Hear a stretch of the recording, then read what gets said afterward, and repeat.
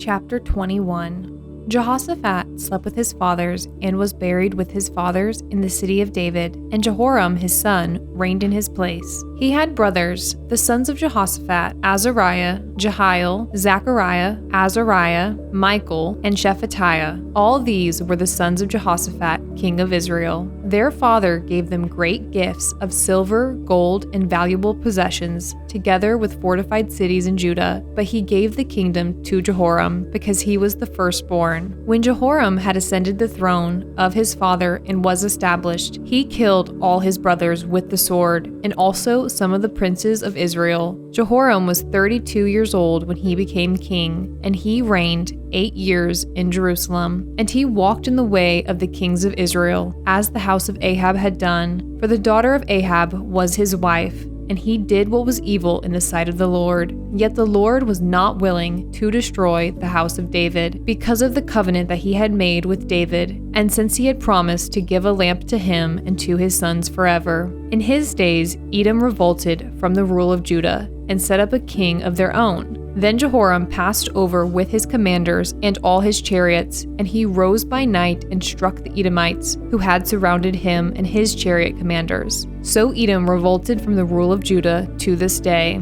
At that time, Libnah also revolted from his rule, because he had forsaken the Lord, the God of his fathers. Moreover, he made high places in the hill country of Judah, and led the inhabitants of Jerusalem into whoredom, and made Judah go astray. And a letter came to him from Elijah the prophet, saying, "Thus says the Lord, the God of David your father, because you have not walked in the ways of Jehoshaphat your father, or in the ways of Asa king of Judah, but have walked in the way of the kings of Israel, and have enticed Judah and the inhabitants of Jerusalem into whoredom, as the house of Ahab led Israel into whoredom. And also you have killed your brothers of your father's house, who were better than you. Behold, the Lord will bring a great plague on your people, your children, your wives, and all your possessions, and you yourself will have a severe sickness with a disease of your bowels, until your bowels come out because of the disease, day by day." Then the Lord stirred up against Jehoram the anger of the Philistines and of the Arabians, who are near the Ethiopians. And they came up against Judah and invaded it, and carried away all the possessions they found that belonged to the king's house,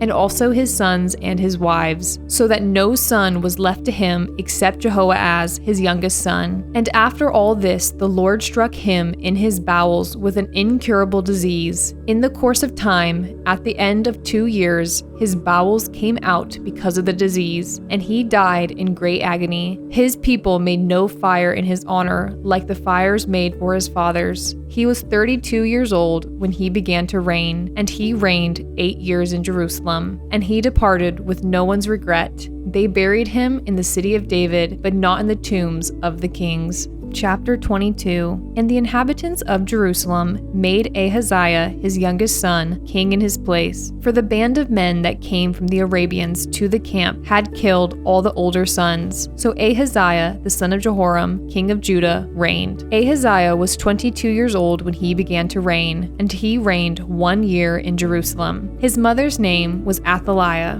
the granddaughter of Omri. He also walked in the ways of the house of Ahab, for his mother was his counselor in doing wickedly. He did what was evil in the sight of the Lord, as the house of Ahab had done. For after the death of his father, they were his counselors, to his undoing. He even followed their counsel, and went with Jehoram, the son of Ahab, king of Israel, to make war against Hazael, king of Syria, at Ramoth Gilead. And the Syrians wounded Joram, and he returned to be healed in Jezreel of the wounds that he had received at Ramah when he fought against Hazael, king of Syria. And Ahaziah, the son of Jehoram, king of Judah, went down to see Joram, the son of Ahab, in Jezreel, because he was wounded. But it was ordained by God that the downfall of Ahaziah should come about through his going to visit Joram. For when he came there, he went out with Jehoram to meet Jehu, the son of Nimshi, whom the Lord had anointed to destroy the house of Ahab. And when Jehu was executing judgment on the house of Ahab, he met the princes of Judah and the sons of Ahaziah's brothers, who attended Ahaziah, and he killed them. He searched for Ahaziah, and he was captured while hiding in Samaria, and he was brought to Jehu and put to death. They buried him, for they said, "He is the grandson of Jehoshaphat, who sought the Lord with all his heart." And the house of Ahaziah had no one able to rule the kingdom. Now when Athaliah, the mother of Ahaziah, saw that her son was dead, she arose and destroyed all the royal family of the house of Judah. But Jehoshabeath, the daughter of the king, took Joash, the son of Ahaziah, and stole him away from among the king's sons who were about to be put to death, and she put him and his nurse in a bedroom. Thus Jehoshabeath, the daughter of King Jehoram, and wife of Jehoiada the priest, because she was a sister of Ahaziah, hid him from Athaliah, so that she did not put him to death. And he remained with them 6 years, hidden in the house of God, while Athaliah reigned over the land.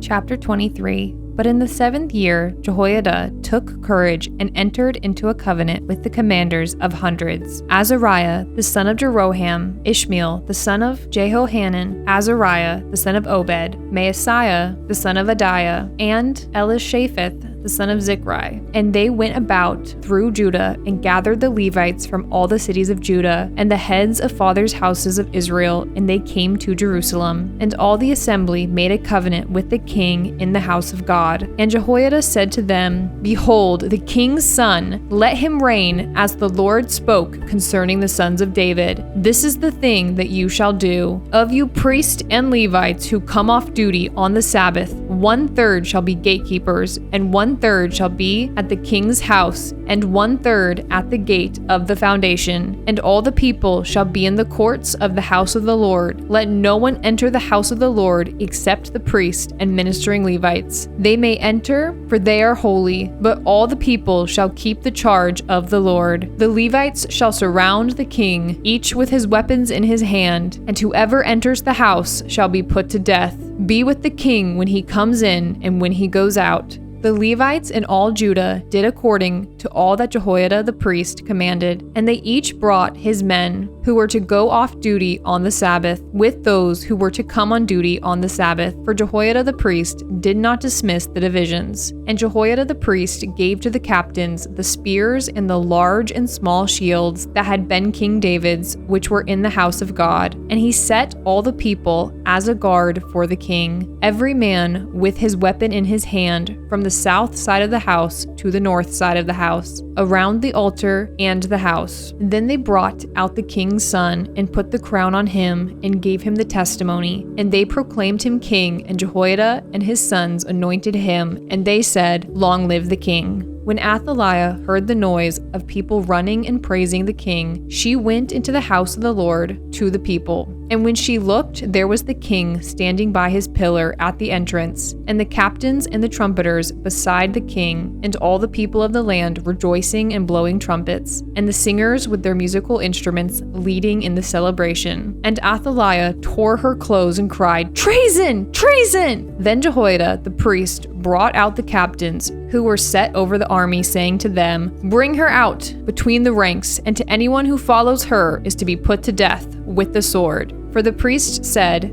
"Do not put her to death in the house of the Lord." So they laid hands on her, and she went into the entrance of the horse gate of the king's house, and they put her to death there. And Jehoiada made a covenant between himself and all the people and the king, that they should be the Lord's people. Then all the people went to the house of Baal and tore it down. His altars and his images they broke in pieces, and they killed Mattan, the priest of Baal, before the altars. And Jehoiada posted watchmen for the house of the Lord under the direction of the Levitical priests and the Levites, whom David had organized to be in charge of the house of the Lord, to offer burnt offerings to the Lord, as it is written in the law of Moses, with rejoicing and with singing, according to the order of David. He stationed the gatekeepers at the gates of the house of the Lord, so that no one should enter who was in any way unclean. And he took the captains, the nobles, the governors of the people, and all the people of the land, and they brought the king down from the house of the Lord, marching through the upper gate to the king's house, and they set the king on the royal throne. So all the people of the land rejoiced,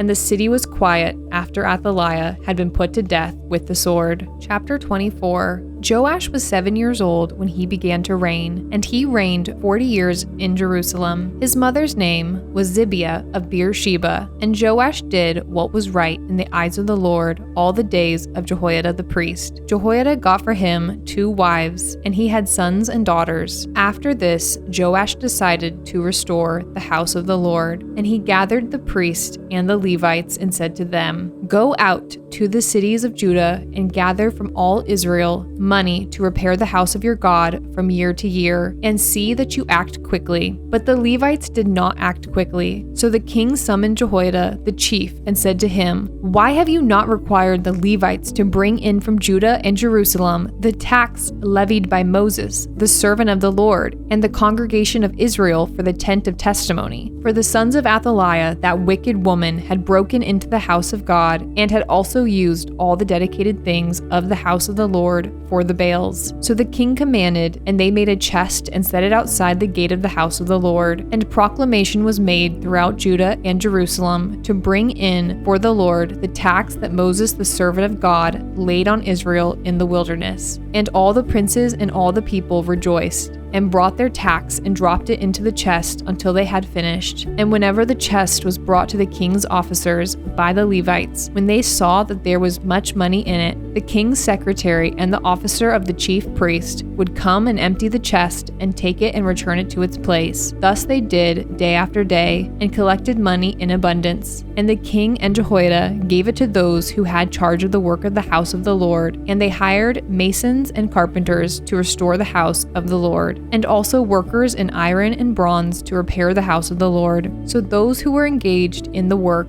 labored, and the repairing went forward in their hands, and they restored the house of God to its proper condition and strengthened it. And when they had finished, they brought the rest of the money before the king and Jehoiada, and with it were made utensils for the house of the Lord, both for the service and for the burnt offerings, and dishes for incense and vessels of gold and silver. And they offered burnt offerings in the house of the Lord regularly all the days of Jehoiada. But Jehoiada grew old and full of days, and he died. He was 130 years old at his death, and they buried him in the city of David among the kings, because he had done good in Israel and towards God and his house. Now after the death of Jehoiada, the princes of Judah came and paid homage to the king. Then the king listened to them, and they abandoned the house of the Lord, the God of their fathers, and served the Asherim and the idols. And wrath came upon Judah and Jerusalem for this guilt of theirs. Yet he sent prophets among them to bring them back to the Lord. These testified against them, but they would not pay attention. Then the Spirit of God clothed Zechariah, the son of Jehoiada, the priest, and he stood above the people and said to them, "Thus says God, why do you break the commandments of the Lord, so that you cannot prosper? Because you have forsaken the Lord, he has forsaken you." But they conspired against him, and by command of the king, they stoned him with stones in the court of the house of the Lord. Thus Joash, the king, did not remember the kindness that Jehoiada, Zechariah's father, had shown him, but killed his son. And when he was dying, he said, "May the Lord see and avenge." At the end of the year, the army of the Syrians came up against Joash. They came to Judah and Jerusalem and destroyed all the princes of the people from among the people, and sent their spoil to the king of Damascus. Though the army of the Syrians had come with few men, the Lord delivered into their hand a very great army, because Judah had forsaken the Lord, the God of their fathers. Thus they executed judgment on Joash. When they had departed from him, leaving him severely wounded, his servants conspired against him